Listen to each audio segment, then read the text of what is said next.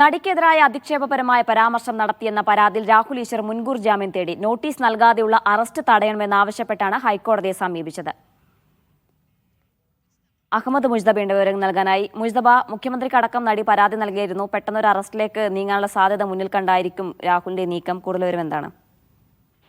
ജീന സൂചിപ്പിച്ചതുപോലെ സൈബർ ആക്രമണങ്ങളിൽ പരാതിയുമായി നടി റിനി ആൻ ജോർജ് നേരത്തെ തന്നെ മുഖ്യമന്ത്രിക്കും DGPക്കും ഉൾപ്പെടെയുള്ള ആളുകൾക്ക് പരാതി നൽകിയിരുന്നു.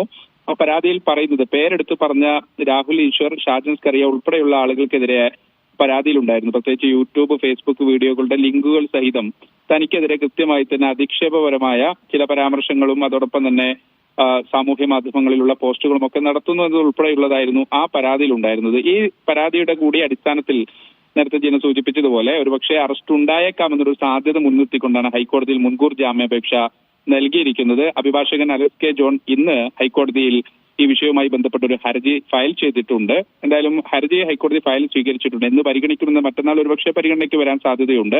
രാഹുൽ ഈശ്വർ പ്രധാനമായും ഉന്നയിക്കുന്നത് തന്നെ അറസ്റ്റ് ചെയ്യാനുള്ള ഒരു സാധ്യതയുണ്ട്. ഏതെങ്കിലും സാഹചര്യത്തിൽ ഇതുവരെ ക്രൈം രജിസ്റ്റർ ചെയ്തതായി നമുക്ക് ഒരു വിവരവുമില്ല. അതുകൊണ്ട് നോട്ടീസ് നൽകാതെയുള്ള അറസ്റ്റ് ഉൾപ്പെടെയുള്ളവ തടയണമെന്നാണ് ഈ ഹർജിയിൽ പ്രധാനമായി ആവശ്യപ്പെടുന്നത്. ശരി.